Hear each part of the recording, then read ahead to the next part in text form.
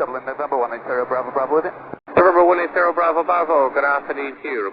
Hi Xplane Dedicated and the Beginner's Guide Part 5, all about settings. We'll see you in a moment. Hi, Wycliffe Barrett, Xplane Dedicated. Today I'm going to talk about settings, RTH, clouds and a couple of other things as well. But I'm going to cheat a little bit because rather than doing a proper beginner's guide regarding settings, I'm going to first of all let you know that I've already done two vlogs called The Perfect PC, Xplane 10 PC, Part 1 and Part 2, and that's where I talk about settings and how to get the best out of your rendering settings and rendering options. So what I'll do is I'll put links in the description below and up here to those vlogs. In relation to RTH, I've also done a full vlog on that as well. So I've done a vlog on Fly with Lua and RTH. But I think what I'm going to say is a little bit of, it's not a cheat, but basically this is what it is, right? Settings are very subjective. In my view, I think settings and the way that your PC, or not the PC, the way that the simulator looks is specific to you. So I get requests, and Emma gets requests, and Jason Rowe gets requests all the time for our RTH settings and cloud settings and FSGRW settings. And we could give you those. In fact, we have done, and we'll happily give them out to people. But I always give them out with a proviso, which is that whatever mine looks like on my PC will look entirely different on your PC. Even if we had exactly the same equipment. Now, Emma Bentley and myself, we both have exactly the same equipment. Same processors, same graphics card, same amount of RAM, same motherboard. Everything is the same.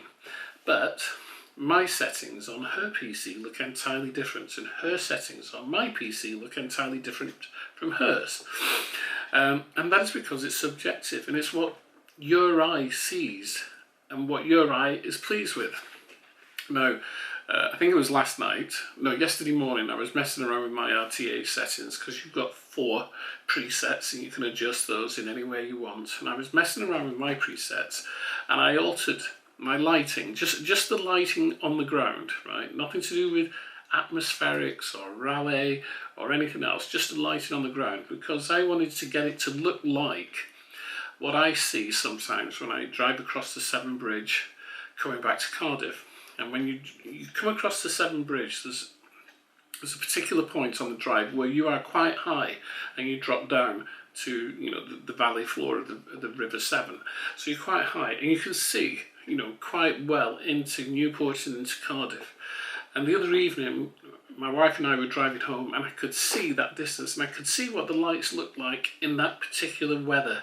And it was a very clear evening, there was cloud above, but it was very clear. And when I got home, I set up my RTH to look exactly like that, okay?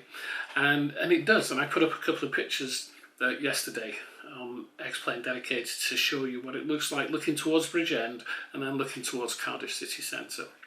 And I'm really pleased with that. But if I was to pass those settings to you guys, they'd probably look entirely different. Monitors, graphics cards, also many variables. So what I'm going to say is this: the best way to deal with RTH is to just open it up and just keep tweaking different things, but look at what you see on screen. Don't look at the percentage numbers and adjust things to the percentage. Adjust things to how it looks to you. So look at your screen and adjust things, okay? You've got a huge array of settings that you can adjust. You won't do any harm, you won't do any damage in fact, you won't do any damage anyway until you click on the save button. And then when you click on the save button, what you see on the screen is what you will get every time, okay? Now, the next bit of advice I'm going to give you is this, that you do one setting at a time. So what I did the other evening was I just concentrated on the lights. So you've got near lights, distant lights, you've got light intensity, you've got light bloom, etc, etc. So that's what I concentrated. I just concentrated on getting the lights right, okay?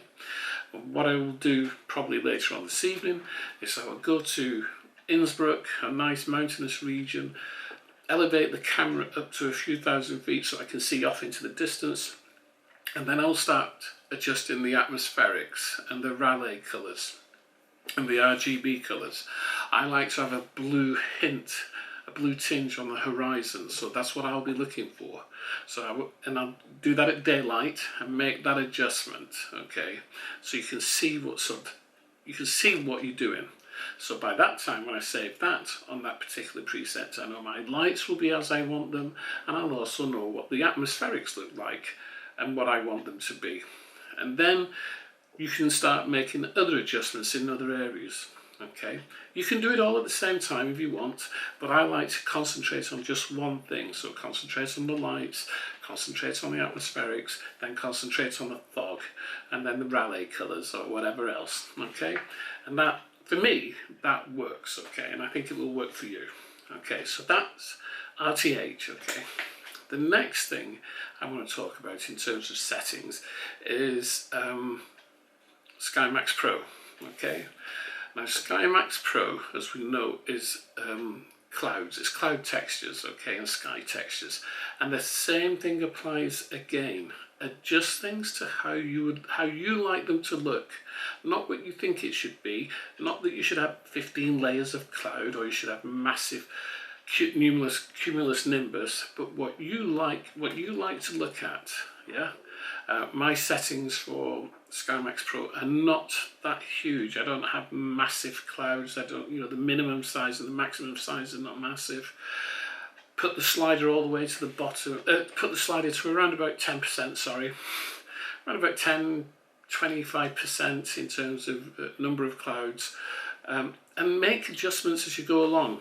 I tend not to have lens flare on, and I tend not to have crepuscular rays on, mostly because I don't like the crepuscular ray effect, so I don't have it on. And I don't have lens flare on because it's not something you see in the real world, unless you're looking through a camera lens. That's why it's called lens flare.